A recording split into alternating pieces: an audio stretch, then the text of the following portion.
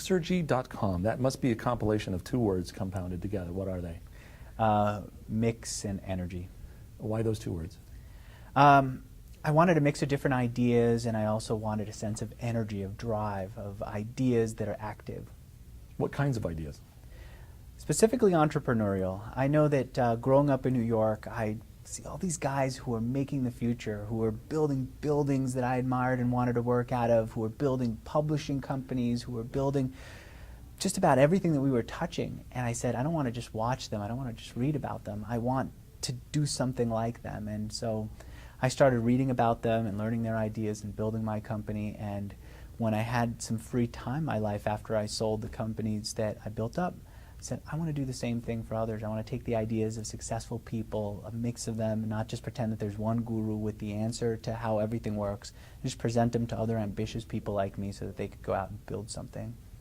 And from that, what is your business model now then? There's not so much a business model, there's just a giving model right now. The idea, in fact, will probably always be like that.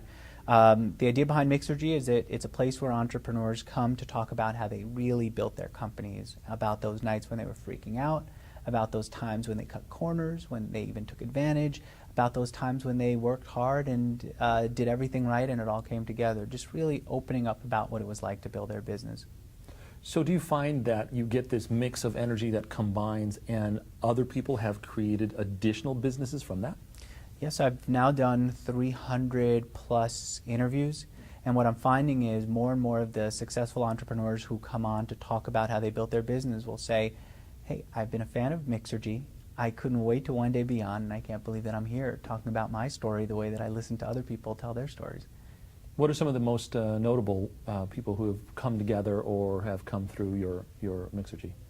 One of the interesting ones is a guy named Andrew Mason, and the reason he's interesting is because I went online before I interviewed him and I saw him sitting on the couch doing a review by video about a TV show that he liked, and I saw him building a website about doing good in the world, about the first website, one of the first websites he built was a site called The Point, and he said, if we all get together, we'll get to the point where there'll be enough of us to actually have an impact. So he used thepoint.com to try to get water companies to use recyclable material, to get CNN to publish real news and not just celebrity gossip. And he tried and tried and tried, and you can see going back in time, he was trying all these different methods and nothing worked. And then he shifted a little bit and he launched something called Groupon, where a collection of people get together and buy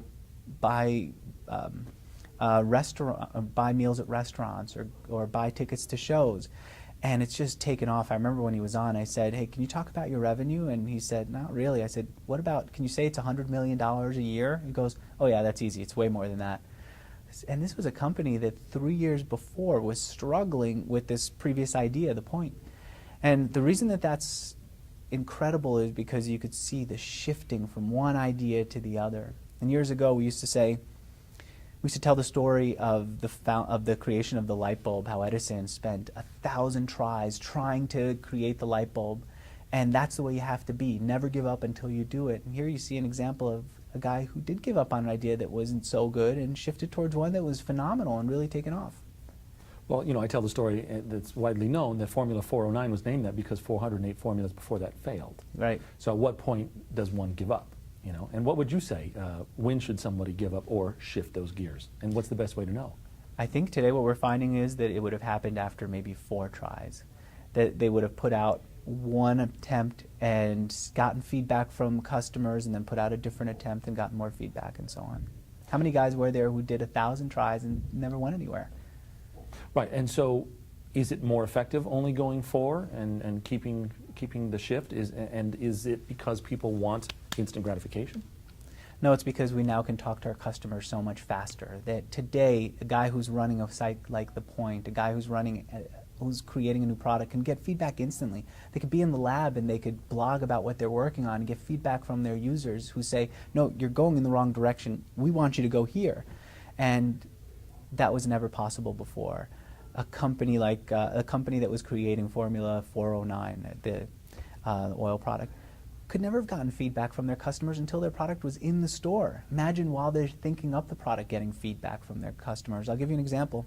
This kid, 16 years old, I read about how he made $1 million within 2 years. He was 14 when he started his company. 16, he earned his first million. I said, you got to come to Mixergy and talk about how you did it. He says, I'm a Mixergy fan. I can't believe you asked me. He came on and he talked about it. And I said, what's your idea? The idea is he's going to bundle a collection of software and sell it at a deeply discounted price. And I said, okay, how'd you launch it? He said, here's what I did.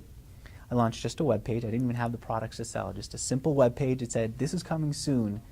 Give me your email address if you're interested. And then he went out to the bloggers and he said, this is what I'm coming up with. If you're interested, tell your people to come and add their email address. If enough people say they're interested, then I'll build the product. And along the way, I'll get feedback from everybody about what software should go in this bundle. He got feedback. He got people who gave him their email address. He built a community first, and then he built the product for that community. When could you have done that in the past? So, having had over 300 shows, you said? Yeah, well over 300. I don't even like to call them shows because I'm not a showman. I'm standing here in front of the camera here. I don't know whether to look at you or the camera because I'm not like a natural showman. But what I am is someone who's passionate about the power of entrepreneurship, about what you could do with business. And so we've had over 300 entrepreneurs come on and share their stories. So with that said, you, if anybody, would probably know if there's a through line that links everyone together. And what would you say that is? What I used to think was that there was one way to do it. Remember the guys who used to be the self-improvement experts who said the way to do it is to write your goal and to do it exactly this way and set measurable goals with a deadline and so on. Please, it doesn't work. You know, you see a lot of people who really built successful companies. You talk about how they started and you really get into it with them and you see they went in one direction then another, and I gave you a few examples. And I gave you one example, but there are others that I'll share downstairs at the conference. And what I'm finding is that there are multiple ways to do it. Everyone seems to have their own way. I'll talk to one entrepreneur who was just passionate about business and only wanted to do business, and no wonder his business was successful. And then I'll talk to another who says, I didn't want to be in business. I just wanted to write about technology. The founder of AnonTech is the one I'm thinking there. He says, Andrew, I don't care about business. I'm going to come and talk on Mixergy about my business, but you have to understand, I'm not going to pretend to your audience that I love business and that everyone needs to be in it. He's says, I love technology. I just love when people send me not money, even though he's earning over $2 million in revenue a year. He says, I love when I get hard drives and computers from companies that I could review on my website in deep detail and then share those reviews with the world. And he's just a guy who just digs into it. He'll write multiple pages in a world where everyone has a tiny attention span, like a Twitter-sized attention span. He's writing multiple pages of reviews on the iPhone, on hardware, and people love it, and through that he's built a business. So you've got his approach works, and then you also have the approach of someone who says, I want to build a business just for money, and that works. So then some are passion-driven, some are driven by money. Yep. Would you say then the spirit of don't give up or don't listen to anybody is maybe a through line? I see you're saying, okay, so now we've done all these interviews. What could people take away from this, right? That there are multiple options, so you don't have to, if you don't jive with one person's direction, you don't have to follow it. You can see that there are other people who you can learn from, and chances are, I have hundreds of entrepreneurs and I'll have hundreds of others on Mixergy, and not one of them is one that you should follow exactly right, and they won't even pretend that you should. You know, the gurus will. They'll say you have to follow this method and you have to buy a seminar that will upgrade, that will teach you at a higher price how to follow it. These guys will say do it your own way. So that's the big thing. Just listen to all these people, take it in, and look for a direction that feels right to you. Let's talk about this Entrepreneurs Conference. Yep. You're going to be speaking here. Why was it important for you to be here and to speak today? You know, one of the things that I find is by talking online to people, I reach way more than I ever could at a conference like this. But the depth of the relationship that you get when you meet someone in person, when you shake their hand, when you talk to them, when you're just in the same room with them is so much deeper than what you get online. And the only way I could get it is by coming to a conference like this where I could meet multiple people at once. I can't just say, let's all go out for drinks. I need to see lots of people, and we need to have a conversation that's directed towards something important. And that's what this conference is about, how entrepreneurs talk about entrepreneurship, how they achieve it, and how they connect to others. What do you think would be the best case scenario for people who attend this conference? What do you think the best case scenario would be that they'd be able to walk away from here with? Best case scenario is a few things, a few ideas that they can go and follow up on at home, a few contacts that they can meet, a few opportunities or introductions that they couldn't have gotten otherwise. And what do you see next for Mixergy, and where do you want to take it now? I'm sure it's exceeded some of your wildest expectations. Continue to interview entrepreneurs and get deeper and deeper into their stories. I like when they say things that they're not supposed to say. I like when they talk about how, we're supposed to in business say, I'm a Superman, I could do anything, I've never failed, follow me, I'll get you there. And that's very inspiring, but when you're really trying to build your own business and you compare yourself to the way that other entrepreneurs stick out their chest and it seemed like they never fail, you say, what's wrong with me? I think it's much more relatable when they say, here's how I stumbled. Look, I'm not going to say this in public, I'm just going to say it to a small audience of people. I failed so badly, I lost all my money. I was out there bragging to the world that everything was great, but really I was faking it till I made it, and then eventually I did make it. And when people share stories like that, I think they're very useful, and I want more people, more entrepreneurs to open up like that.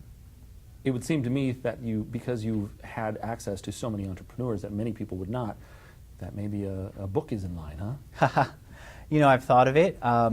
What I'm doing now is kind of writing almost a book a day in these interviews. I mean, the information that comes out is a biography of a successful person being produced every single day. I send them out. I hired this company to do transcripts. At the end of each interview, I send them out to be transcribed. We've edited some of them down, and I'm telling you, in many ways, it's better than a book, because if you're looking to do business, if you're looking to create a company like a non-tech where you want to just review technology or review something you're passionate about, I don't think you can go into the library and find dozens of books of people who are doing it, but you can come to Mixergy and you can find these dozens of people, entrepreneurs, who tell you their story, and you could just dive into those stories, read them, and learn from them. Well, thank you for sharing your information today. Thanks for having me here.